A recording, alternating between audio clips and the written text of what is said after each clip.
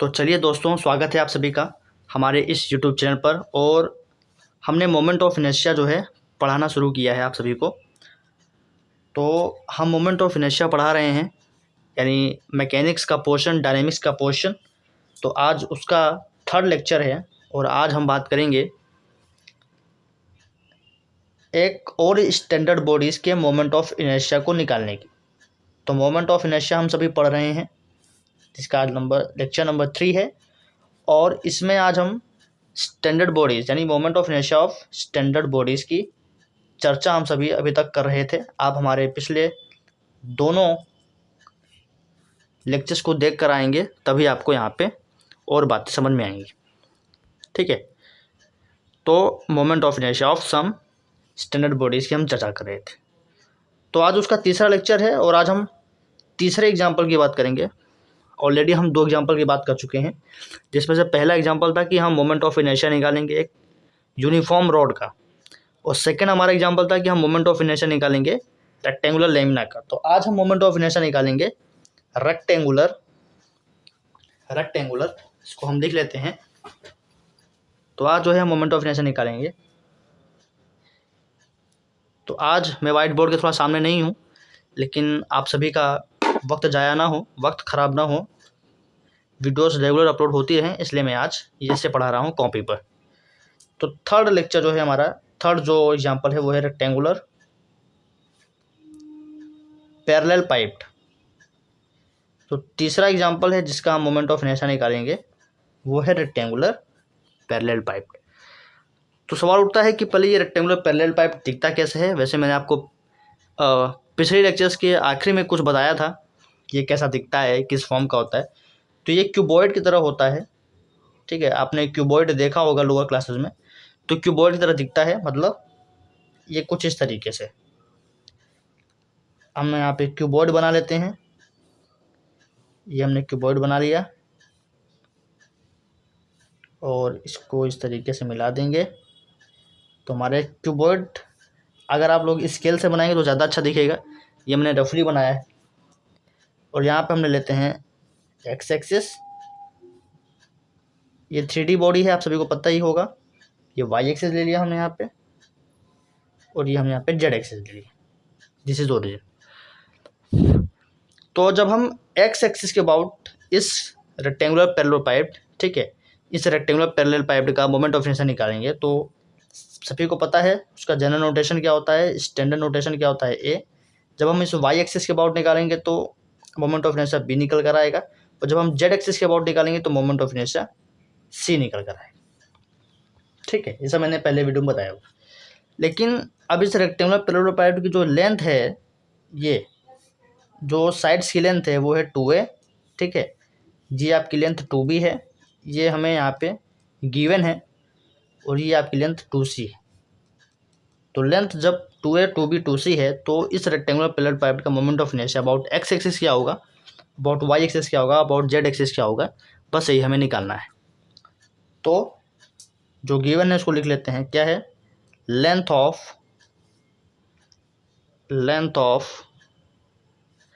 Sides of rectangular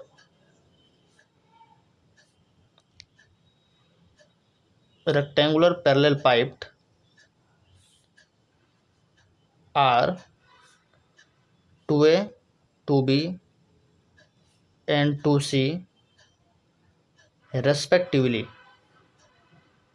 ठीक है, length जो है रेक्टेंगुलर पैरेलल पाइप के 2a 2b 2c रेस्पेक्टिवली दे रखे हैं। अब ये 3D फिगर है तो इसका हम वॉल्यूम निकाल सकते हैं। तो volume of rectangular parallel pipe is, इसका अच्छा क्यूबॉइड मैंने बताया था कि रेक्टेंगुलर पैरेलल पाइप क्यूबॉइड की तरह होता है। तो क्यूबॉइड का वॉल्यूम क्या होता है? L into B into H. तो बस यही हमें कर देना है। साइड दे रखी है 2a 2b 2c, तो 2a into 2b into 2c हो जाएगा। 2 2 जा 4 2 जा 8 हो जाएगा, और a इंटू बी इंटू सी। तो रेक्टेंगुलर पैरेलल पाइप का जो वॉल्यूम आया है वो निकल कर आया है 8abc। तो इसका जो है मास पर यूनिट वॉल्यूम क्या हो जाएगा, अगर हम इसका मास मान लेते हैं m, ठीक है, इसका मास हम मान लेते हैं m, तो इसका मास पर यूनिट वॉल्यूम क्या हो जाएगा, इसका मास पर यूनिट वॉल्यूम हो जाएगा capital M, per unit volume क्या है ABC, 8 ABC, तो m अपॉन 8 ABC इसका क्या हो गया, हमारा मास पर यूनिट वॉल्यूम हो गया। हमेशा की तरह पहले हम मास एलिमेंट कंसीडर करेंगे, फिर उसको इंटीग्रेट करके टोटल रेक्टेंगुलर पैरेलल पाइप का मोमेंट ऑफ इनर्शिया निकालेंगे, जिस तरीके से हमने प्रीवियस एग्जांपल्स में किए हैं। तो हम यहाँ पे कहीं पे छोटा सा मास एलिमेंट कंसीडर करते हैं जो एक क्यूबॉइड की तरह ही होगा, ठीक है, क्यूब की तरह होगा।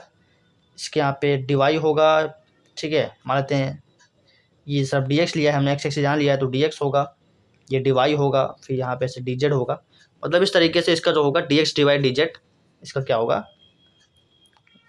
लेंथ होगा, ठीक है। इसका जो ज्योमेट्री होगी मास एलिमेंट की, इस तरफ x एक्सिस पे लेंथ dx हो गई, मतलब साइज इसकी dx dy dz होगी, तो इसका जो है dx dy dz साइड्स हो जाएगा, लेंथ हो जाएगा। इसका एरिया जो है ये हमारा dx dy dz हो जाएगा, ठीक है। वॉल्यूम, सॉरी एरिया यहाँ पे नहीं, ये भी 3D फिगर ही होगा, तो इसका जो वॉल्यूम हो जाएगा वो dx dy dz हो जाएगा। इसका वॉल्यूम क्या था हमारे पास पैरेलल पाइप का 8 ABC, इसका dx dy dz, ठीक है, ये हमें यहाँ पे ध्यान देना है। तो इस मास एलिमेंट का अब हम मास निकालना चाहेंगे, जिस तरीके से हम मास पर यूनिट वॉल्यूम निकाले हैं उसी तरीके से मास ऑफ मास एलिमेंट निकालने के प्रयास करेंगे। तो दिस इज मास एलिमेंट, यहाँ पे आप लिख लीजिए this is mass element,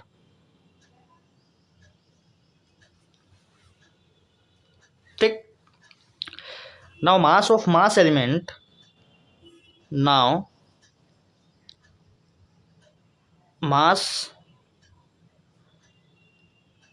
of mass element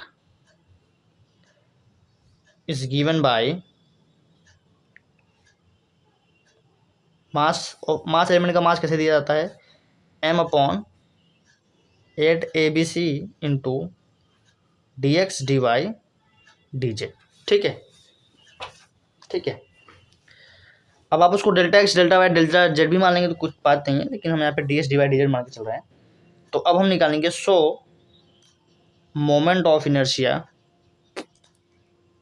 moment of inertia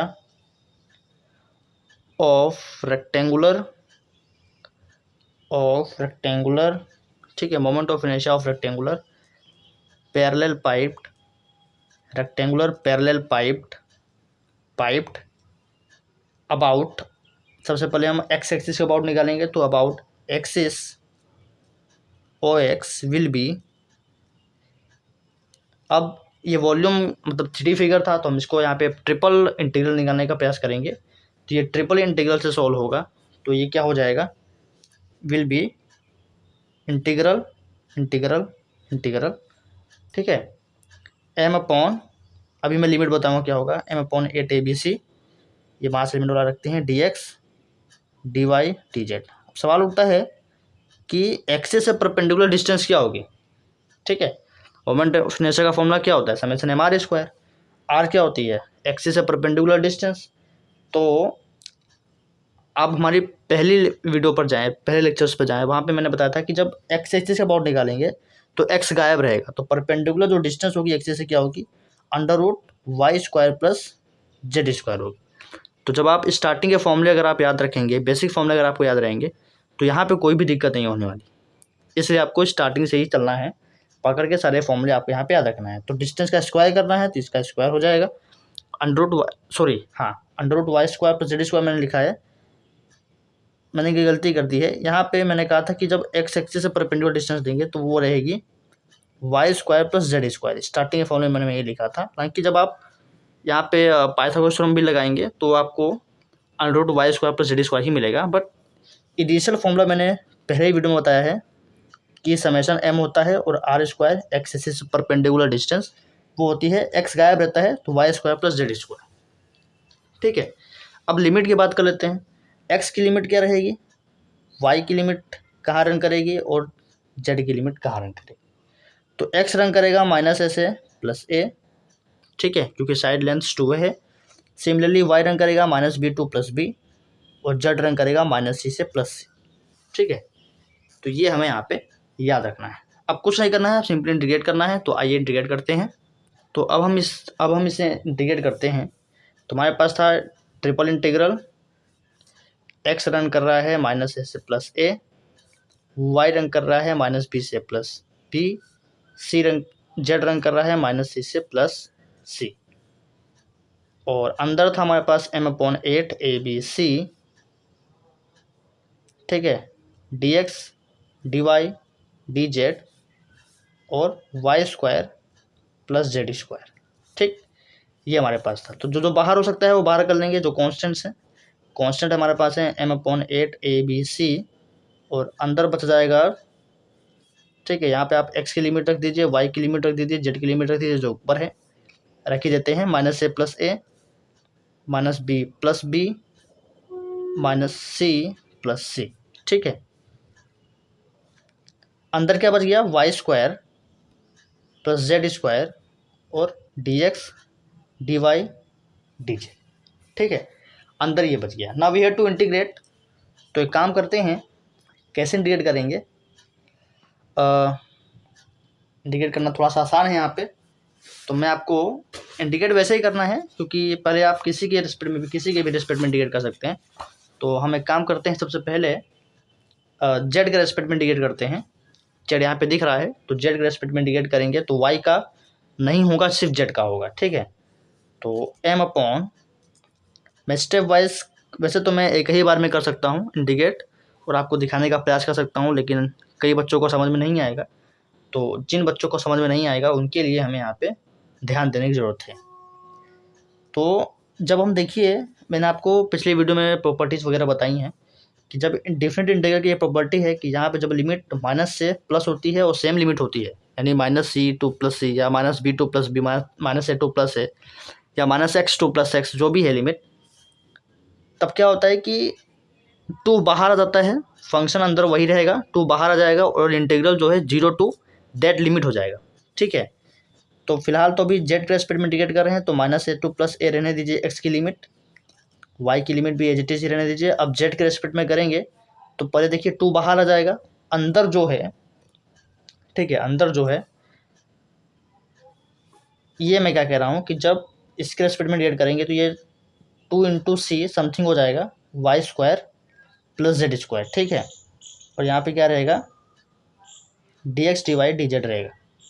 अब हम यही कहने का मतलब है मेरा कि ये 2, ये वाला जो 2 है यहाँ पे आ गया, ये 2 से ये यहाँ पे जब 2 4 8 हो जाएगा, मतलब 8 कैंसिल कर देगा, यहाँ बचेगा 4। अब y² + z² का जेड के रेस्पेक्ट में जब इंटीग्रेशन करेंगे तो y² का तो होगा नहीं, बच जाएगा, y² बाहर आ जाएगा, इंटीग्रेशन में dz यहाँ पे आ जाएगा, तो dz का हो जाएगा z, मतलब बचेगा y² z, ठीक, प्लस z² का हो जाएगा z³ और लिमिट क्या है यहाँ पे 0 से c है। मैंने डायरेक्ट यहाँ पे सॉल्व कर दिया इंटीग्रेशन। ये एक स्टेप आप यहाँ पे लिख सकते हैं, बट मैंने यहाँ पे डायरेक्ट करने का प्रयास किया है ताकि एक स्टेप हमारा कम हो जाए। जिसको समझ में आ जाता है वो आप आगे स्किप कर सकते हैं, ठीक है, मतलब ये स्टेप गायब कर सकते हैं। बाकी ये 2 बाहर आ गया था, तो 0 से c यहाँ पे हो गया, बचा क्या, dx dy, ठीक। अब जहाँ जहाँ पे z है वहाँ पे हमको c रखना पड़ेगा, रख देते हैं। यहाँ पे बचेगा m/4 abc इंटीग्रल -a से +a इंटीग्रल -b से +b y² c + c³ / 3। यहाँ पे बच गया dx dy, ठीक। अब देखिए,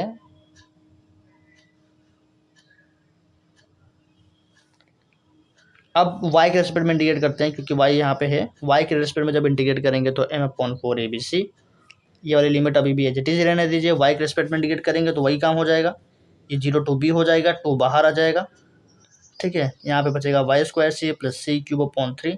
फिर जब आप इसको इंटीग्रेट करेंगे तो 2 तो एज इट इज ही रहेगा। अब इसका इंटीग्रेशन हो जाएगा तो यहाँ पे जो इंटीग्रेट हो गया आएगा उसका, और फिर लिमिट यहाँ पे 0 से b लगी रहेगी, ठीक है। तो पहले हम यहाँ पे ये 2 बाहर लेते हैं, ये 2 से 2 कैंसिल हो जाएगा, अब वाई स्क्वायर सी का इंटीग्रेशन करना है वाई के रेस्पेक्ट में। तो जब वाई स्क्वायर सी का वाई के रेस्पेक्ट में इंटीग्रेट करेंगे तो क्या हो जाएगा, सी बाहर ही रहेगा, वाई स्क्वायर का वाई क्यूब अपॉन 3 हो जाएगा, प्लस सी क्यूब अपॉन 3 बाहर आ जाएगा, बचेगा इंटीग्रल डी वाई। ठीक है, यहाँ पे इंटीग्रल डी वाई बचेगा और डी वाई का वाई हो जाएगा। अभी भी यहाँ पे डी एक्स बचा हुआ है।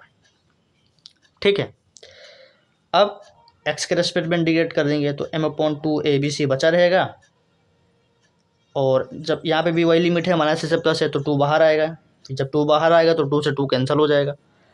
अंदर क्या बचेगा, अंदर जो बचेगा उसको हम इंटीग्रेट कर देते हैं। अच्छा, यहाँ पे मैंने अभी एक चीज़ और नहीं रखा है, एक स्टेप अभी यहाँ पे हमें करना पड़ेगा। इसको पहले एज इट इज उतारिए, हमको यहाँ पे सी की लिमिट भी तो बी की लिमिट भी तो रखनी पड़ेगी, दैट इज़ 0 to b। तो जहाँ जहाँ पे वाई है वहाँ पे पहले बी रखना पड़ेगा। तो m upon 2 A B C integral minus A two plus A C B cube upon 3 plus C cube upon 3 into B और डी एक्स। अब हमको एक्स के रेस्पेक्ट में इंटीग्रेट करना है, तो एक्स के रेस्पेक्ट में इंटीग्रेट कर देते हैं।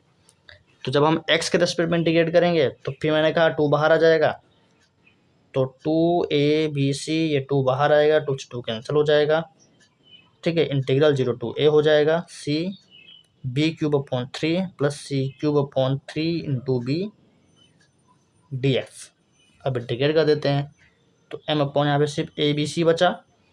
ठीक है, और इंटीग्रेशन करना है एक्स के रेस्पेक्ट में, तो बताइए क्या होगा, ये हो जाएगा सी बी क्यूब अपॉन 3 बाहर हो जाएगा, इंटीग्रल डी एक्स बचेगा यानी एक्स बचेगा, और सिमिलरली यहाँ पे भी एक्स बचेगा। ठीक है, और लिमिट लग जाएगी 0 से a। तो जहाँ जहाँ पे x है वहाँ पे a आएगा, m अपॉन 8 का आएगा ए बी सी ही बचेगा। जहाँ जहाँ पे x है वहाँ पे a आएगा, C B cube upon 3 limit रख देंगे a plus C cube upon 3 limit रख देंगे a। ठीक है, तो फाइनली हमें जो निकल कर आया है वो ये आया है। अब देखिए, पहले तो 3 कॉमन है तो 3 ले लेते हैं बाहर, m upon 3 A B C, और क्या कॉमन आ रहा है, सी यहाँ पे भी है, यहाँ पे भी है, बी यहाँ पे है, यहाँ पे भी है, और यानी ए बी सी कॉमन आ जाएगा। ए बी सी जैसे ही कॉमन आएगा यहाँ पे बचेगा बी स्क्वायर प्लस सी स्क्वायर। ठीक है, इस ए बी सी से इस ए बी सी कैंसिल हो जाएगा। तो फाइनली, अच्छा, एक्स एक्सिस का अबाउट निकाल रहे हैं। ठीक है, अगर एक्स एक्सिस का अबाउट निकाल रहे हैं तो ये कैपिटल ए होगा, यहाँ पे लिखना मैंने भूल गया था तो आप लोग भी लिख लीजिएगा, ए होगा। तो फाइनली ये ए आएगा। ठीक है, ये हमारा ए आएगा। तो ए अब क्या आया है, ए बी सी से ए बी सी कट गया, तो ए हमारा आया, फाइनली ए हमारा जो आया है वो आया है m upon 3 b square plus सी स्क्वायर। तो ए जो हमारा आया है वो आया है m upon 3 b square plus सी स्क्वायर। ठीक, सिमिलर प्रोसेस आपको करने हैं वाई एक्सिस के लिए, तो हम यहाँ पे कर नहीं रहे हैं, आप यहाँ पे लिख सकते हैं सिमिलरली मोमेंट ऑफ इनर्शिया आपको यही तरीके से इंडिकेट करना पड़ेगा, लिमिट अभी भी वही रहेगी। ठीक है, बस अब आपको वाई एक्सिस के अबाउट इंडिकेट करना है, वाई एक्सिस के अबाउट मोमेंट ऑफ इनर्शिया निकालनी है। जो डिस्टेंस होगी यहाँ पे, बस डिस्टेंसेज में चेंज आएगा, जो यहाँ पे डिस्टेंस होगी बस यहाँ पे क्या हो जाएगा, यहाँ पे अब आएगा x square plus Z square, बाकी सब कुछ एज इट इज ही चलेगा, बस यही आपको यहाँ पे ध्यान देना है। तो similarly moment of inertia about O Y and O Z axis of किसका निकाल रहे हैं, रेक्टेंगुलर पैरेलल पाइप्ड का निकाल रहे हैं। Rectangular parallel piped will be, देखिए जब एक्स इससे अबाउट निकाला तो देखिए एक्स की डिस्टेंस ए वाली गायब है, तो जब वाई के अबाउट निकालेंगे यानी बी निकालेंगे तो वो होगी m upon 3 A square plus C square and C m upon 3 A square plus B square. ठीक है, रेस्पेक्टिवली। तो ये हमारा ए आ गया और ये हमारा बी आ गया और ये हमारा सी आ गया, यानी moment of inertia about O X axis of rectangular parallel pipe, moment of inertia of rectangular parallel pipe about Y axis, moment of inertia of rectangular parallel pipe about c axis. So ये हमारा आज का lecture है। तो अब अगला example जो है, जिसको हम चौथा एग्जांपल कहेंगे, वो है हमारा यूनिफॉर्म, ठीक है, यूनिफॉर्म सर्कुलर वायर। तो अगली जो हमारी एग्जांपल की कड़ी है, अगली जो हमारे एग्जांपल का टॉपिक है वो है यूनिफॉर्म सर्कुलर वायर। एक सर्कुलर वायर होगा यूनिफॉर्म, अब इसका हमें मोमेंट ऑफ इनर्शिया निकालना होगा अबाउट डायमीटर, और किसके अबाउट निकाल सकते हैं, अबाउट डायमीटर, और उस एक्सिस के अबाउट भी निकाल सकते हैं जो इस सेंटर से पास करेगी और इसके परपेंडिकुलर रहेगी। तो इसको हम दिखाना थोड़ा मुश्किल हो जाएगा। तो एक्सिस जो है पास कर रही है और सेंटर के परपेंडिकुलर है, मतलब कुछ इस तरीके से आपकी ओर एक्सिस आ रही है और सेंटर से पास हो रही है, ठीक है। आप अगर कैमरा में देख पा रहे हो, मोबाइल में देख पा रहे हो, स्क्रीन पर देख पा रहे हो, तो ये सेंटर है, इस सेंटर से जो एक्सिस जा रही होगी और इस एक्सिस जो है वो प्लेन के परपेंडिकुलर होगी। प्लेन हमारे पास ये रहेगा सर्कल का, प्लेन के परपेंडिकुलर होगी, तो इसके अबाउट हम मोमेंट ऑफ इनर्शिया निकालेंगे। तो एक तो डायमीटर के अबाउट निकालेंगे और एक इस एक्सिस के अबाउट निकालेंगे जो सर्कल के प्लेन के ऊपर परपेंडिकुलर है और सेंटर से पास करेगी। So this will be the our next lecture where we finding moment of inertia of uniform circular wire, जिसका रेडियस क्या होगा, जिसका रेडियस हमारे पास ए होगा, ठीक है, जिसका रेडियस हमारे पास ए होगा। तो अब हम इसकी बात करेंगे अगले लेक्चर में। तब तक के लिए पढ़ते रहिए और पिछले वीडियोस को देख लीजिए ताकि आपके बेसिक कॉन्सेप्ट क्लियर हों, तभी आप आगे और आगे के लेक्चर्स की पढ़ाई कर पाएंगे। तब तक के लिए all the best, good bye, see you.